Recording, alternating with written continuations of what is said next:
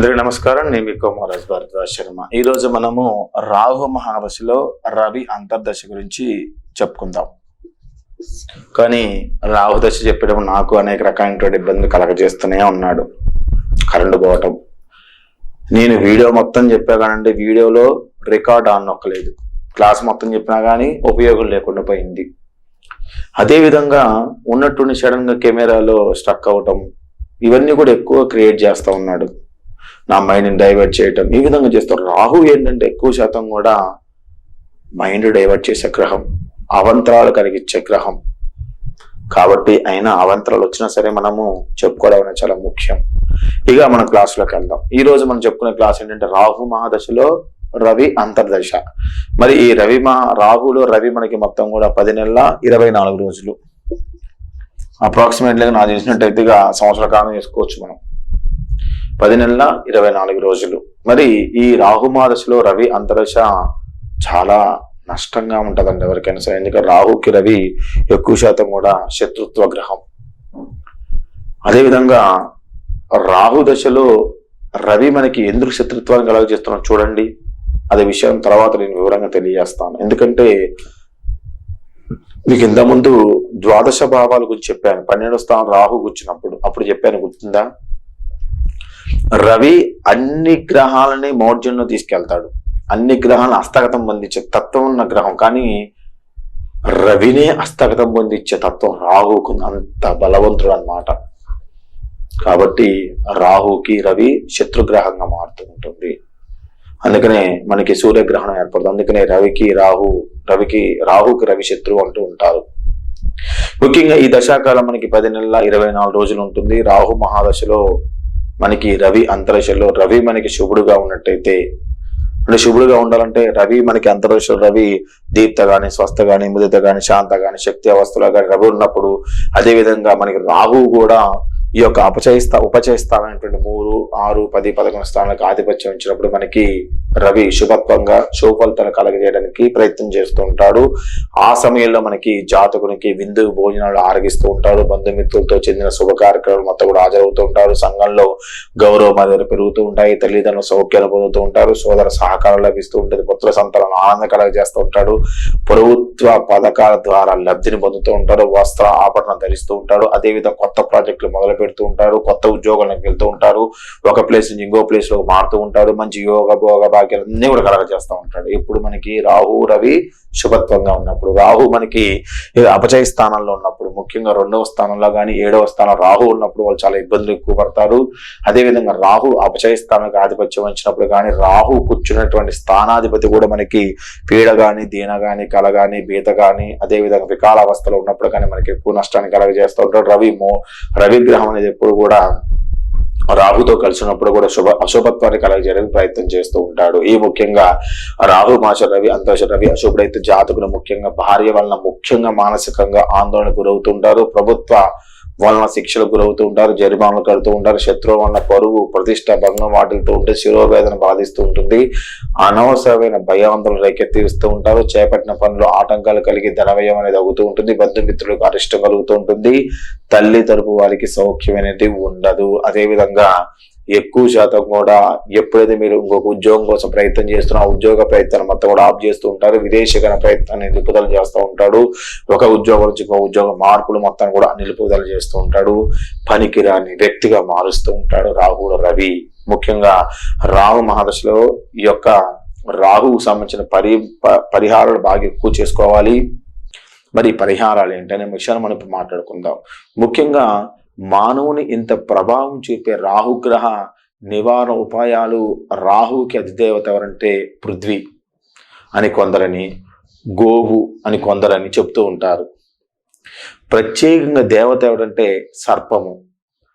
అది ప్రత్యేక దేవత సహితంగా పునశ్చరణ చేసి దారిపోయినటువంటి నివారణ మార్గాలు మొత్తం కూడా మనకు కనిపిస్తూ ఉంటాయి. ముఖ్యంగా రాహుకి సర్పం దేవత, అది దేవత ప్రత్యేక దేవతలు ఉంటూ ఉంటాయి. ముఖ్యంగా రాహుకి అధిష్టాన దేవత అంటే దుర్గాదేవి. సప్తశతి పారాయణం కానీ, దుర్గాదేవి యొక్క జపం కానీ, రాహుగ్రహ జపం కానీ, దుర్గాదేవి యొక్క కవచాన్ని కానీ, దశమహావిద్యలో ఉన్నటువంటి చిన్నమస్తాన్ దేవి యొక్క మంత్ర ఉచ్చారణ కానీ, చిన్నమస్తాన్ దేవిని నిత్యము అనేక రకాలుగా పూజించడం వల్ల కానీ రాహుగ్రహ యొక్క దుష్పరిమాణాలు మొత్తం కూడా నివారించవచ్చును.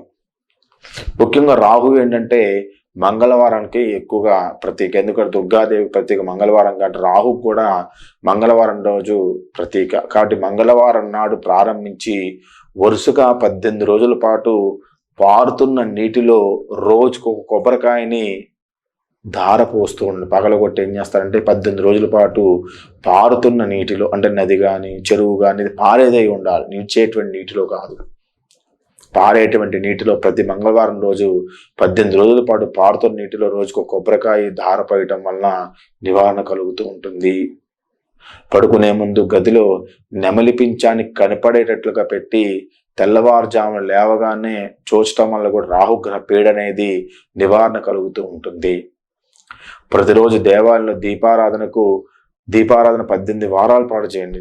ప్రతి దేవాలయంలో నవగ్రహాలు ఉన్నటువంటి రాహుకి 18 వారాలు దీపారాధన చేయండి. రాహు మంత్రాన్ని పుష్పాలతో అర్పిస్తూ ఉండండి.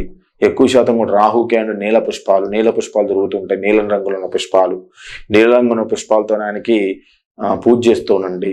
నీలం దుస్తులు వాడుతూ ఉండండి. అదేవిధంగా ఒక మినప్పప్పు 1.5 కేజీ దానం చేసి వేప నూనెతో దీపారాధన చేయడం వల్ల రాహుదోషం తొలగిపోతూ ఉంటుంది. 1.5 కేజీ మినప్పప్పుని దానం చేసి 18 వారాల పాటు వేప నూనెతోని దీపారాధన చేయడం వల్ల రాహుదోషం అనేది తొలగిపోతూ ఉంటుంది. రాహు భగవానికి మంగళవారం రోజు అభిషేకం చేయించండి. నీల వస్త్రాలు వాడండి. ఇంకా ఎక్కువగా నష్టం దశ ఉన్నట్టయితే గోమేధికాన్ని మనం వాడటం అనేది చాలా మంచిది. గోమేధికం ఒక 3 క్యారెట్ల నుంచి 5 క్యారెట్ల వరకు జాతక పరిశీలన చేయించుకుని వాడండి. కుదిరితే ప్రతిరోజు కూడా రాహు స్తుతి చేయండి. లేదనుకుంటే ప్రతి మంగళవారం రాహుకి స్తుతి చేస్తూ గరికతో హోమం చేయండి. మినపప్పు పొడి, అన్నం మొత్తం కూడా అగ్నిగా ఆహుతి ఇస్తూ ఉండండి. తర్వాత దీపారాధన ఇంట్లో ప్రతిరోజు చేస్తూ ఉండండి. రాహుకి 18,000 సంఖ్యతోని కయాన చిత్రాన్ని మంత్రంతో జపం చేయించుకోండి. కయానిస్త్ర మంత్రంతో హోమం చేయించుకోండి. దానికి తర్పణం చేయించండి, దానం చేయండి. రాహు దోషం కోసం జాతి గోమేధకం వాడటం అనేది చాలా మంచిది. ఎక్కువ శాతం కూడా కయాన చిత్ర అభువదూత అనే మంత్రం ఉంది. ఆ మంత్రాన్ని శ్లోకాన్ని పఠిస్తూ ఉండండి. లేదంటే మీకు నవగ్రహాల్లో మంత్రం వస్తూ ఉంటుంది. నవగ్రహాల మంత్రాన్ని శ్లోకాన్ని చదువుతూ ఉండండి. ఎవరి జాతకంలో లగ్నంలో రాహు ఉండి 7వ స్థానంలో కేతు ఉంటాడో వీళ్ళకి తక్షకాల సర్పదోషం ఏర్పడుతూ ఉంటుంది. ముఖ్యంగా రాహు మహాదశలో వివాహ సమస్యను క్రియేట్ చేస్తూ ఉంటాడు. కాబట్టి వాటికి సంబంధించిన పరిహారాలు ఖచ్చితంగా చేయించుకోండి. ముఖ్యంగా రాహుకి మీరు ఏం చేస్తారంటే పరిహారంగా మీరు ఏం చేస్తారంటే రాహుకి కొన్ని మినుములు తీసుకోండి. ఒక 50 గ్రాముల మినుములు తీసుకోండి. అదేవిధంగా మంగళవారం రోజు రాహుగ్రహం మీకు నైరుతి మూలలో ఉంటుంది. సూర్యుడికి నైరుతి వైపుగా ఉంటుంది. సూర్యుడికి నైరుతి వైపులో కింద సర్పం ఉండి పైన తలకాయ ఉంటుంది. ఆయనకి ఏం చేస్తారంటే కొన్ని నీరు పోయండి, తర్వాత కొన్ని పాలు పోయండి, తర్వాత ఒక పూలదండ వేయండి, తర్వాత కొన్ని మినుములు తీసుకొని ఆయన దగ్గర మీరు మంత్రం రాకపోయినట్టయితే రాహవే నమః రాహవే నమః రాహవే నమః రాహవే నమః అనుకుంటూ 21 సార్లు ఆ యొక్క మినుములను పాదాల మీద వదలండి. 21 సార్లు నవగ్రహ నమః అని కూడా ప్రదక్షిణ చేయండి. లాస్ట్ 3 ప్రదక్షిణాలు రాహవే నమః అని కూడా ప్రదక్షిణ చేయండి. ఈ విధంగా ప్రదక్షిణ చేసిన తర్వాత కాలు కడుక్కొని దైవ దర్శనం చేసి ఇంటికి వెళ్ళండి. ఎక్కువ శాతం కూడా ఏంటంటే ఈ విధంగా ఒక 11 వారాలు చేసి 12 వారంతో బ్రాహ్మణుడితోని దానికి గ్రహానికి అభిషేకం చేయించండి. రాహు దశ యోగిచ్చిందని రాహు యొక్క అనుగ్రహాన్ని మీరు పొందారు అంటే శుక్ర మహాదశని తన్నిటటువంటి దశ రాహు దశ. ముఖ్యంగా ఈ అంతర్దశకైతే రాహులో ఈ యొక్క రవికైతే రాహుకి 1.5 కేజీ మినుములు, అదేవిధంగా రవికి 1.5 కేజీ గోధుమలు తీసుకొని ఒక నీల వస్త్రంతో వెండి సర్పబింబంతో కలిపి బ్రాహ్మణి దానం చేయాలి. మంగళవారం రోజు రాహుకి కయాన చిత్రాన్ని మంత్రంతో, రవికి ఈ యొక్క జపం చేయించుకోవడం వల్ల మంచి సుఫలితాలు కలగటం అనేది జరుగుతూ ఉంటుంది. ఇది రాహు మహాదశలో రవి గురించి. తదుపరి రాహు మహాదశలో చంద్ర అంతరశ ఫలితాలు ఏ విధంగా ఉంటాయి వివరంగా తర్వాత క్లాస్ తెలియజేస్తాను. అంతా వీడియో లైక్ చేయండి, షేర్ చేయండి, సబ్స్క్రైబ్ అవ్వండి, మీ కామెంట్ ని ఖచ్చితంగా తెలియజేయండి. మీ Komaraj Bharadwaj Sharma, MA PhD in astrology. అందరికీ నమస్కారం.